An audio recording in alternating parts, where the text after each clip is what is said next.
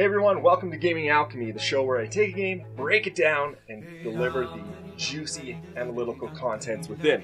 I'm your host, Locke Vincent.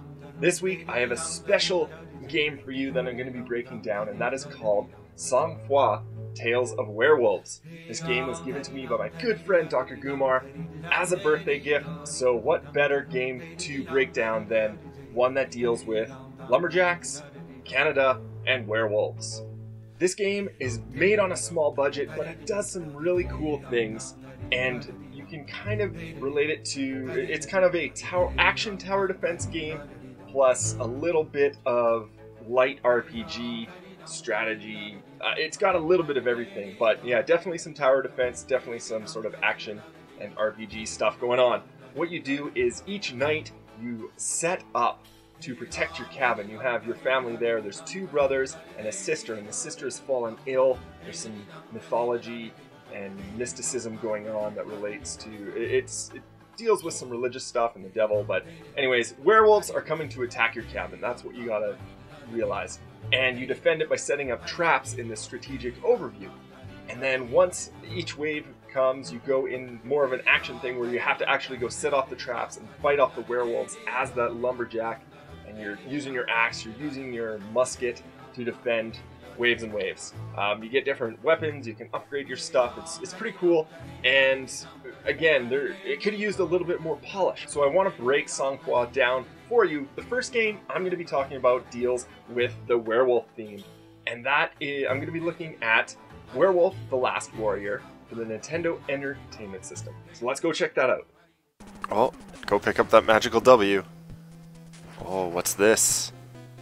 Oh, he's turning into some sort of badger? Bear? Nope. Wait for it. A werewolf. But not only any werewolf. A werewolf that replaces hands with swords. Now, there aren't a lot of werewolf games to choose from. You've got a Morrowind expansion that had a werewolf theme in it. You've got some Castlevania stuff. There's not too much, but back in the day, I got this NES game called Werewolf. It is balls hard. It is a very difficult game, and when I look at it and when I play it again nowadays, it's not great.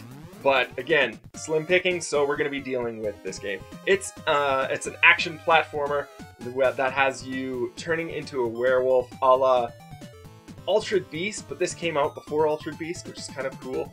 And what you do in Werewolf is fight baddies and basically proceed from left to right. There is a little bit of vertical traversal, which is kind of cool. But yeah, you go to the end, fight the boss of that level.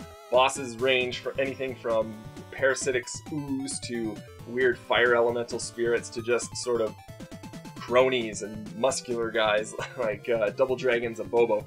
So yeah, the werewolf theme isn't very well represented, so that's why I like seeing it in Sang Froid. Alright, so that first breakdown is Werewolf: The Last Warrior from Data East, the action platformer for the Nintendo Entertainment System. Now let's shift gears, look at more of the mechanical side and the gameplay side of Sang Froid, and see the next game that it breaks down into, which is Orcs Must Die. They're breaking through!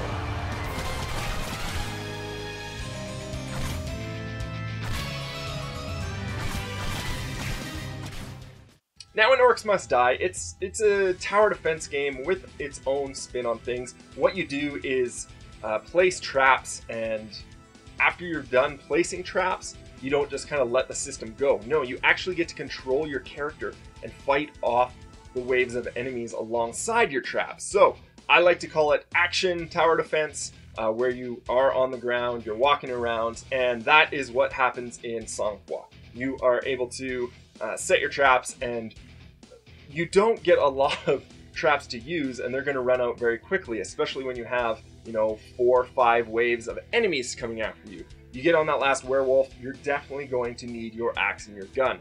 The same holds true for Orcs Must Die. You don't quite have enough money to spend to just let the traps do everything. So this idea of having an action element to tower defense, I like. I don't normally like tower defense as a genre, but I do like being able to have a more active role in it. So that's what Orcs Must Die is doing. I like that Sang-Froid borrows from that, and it makes for a really fun, interesting game because you go through this planning phase, but then you're able to sort of help your plan if it doesn't go exactly right, which is paralyzing in a tower defense game. It's nice that the levels are short in Sang-Froid, but again, that difficulty spike doesn't help, and it gets a little frustrating after playing the level 4, 5, 6 times. So that's the second game I've broken it down into. Let's finish things off, wrap up the show. It happened to me and my 2 brothers in that forsaken month of December 1858, near the village of Wolfsville in Lower Canada.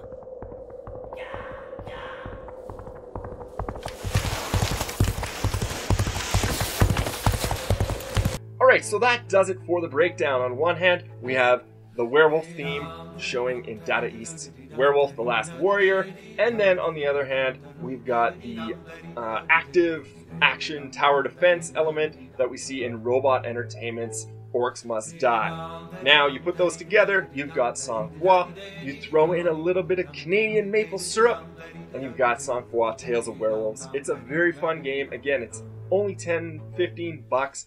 You can pick that up on Steam.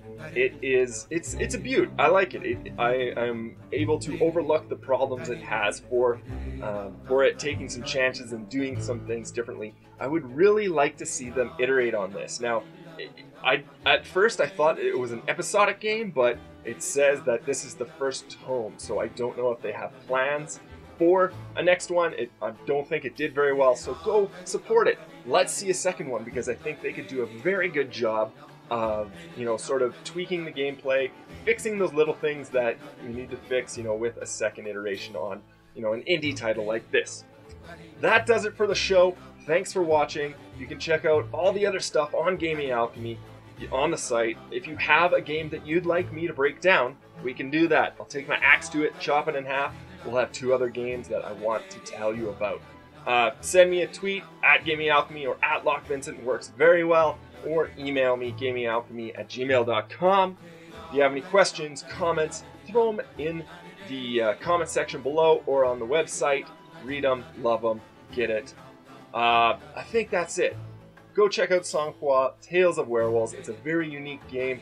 Action tower defense, representing that werewolf genre that we don't see very much. Thanks for watching. My name's LockVincent, and we'll catch you guys at another time. Peace!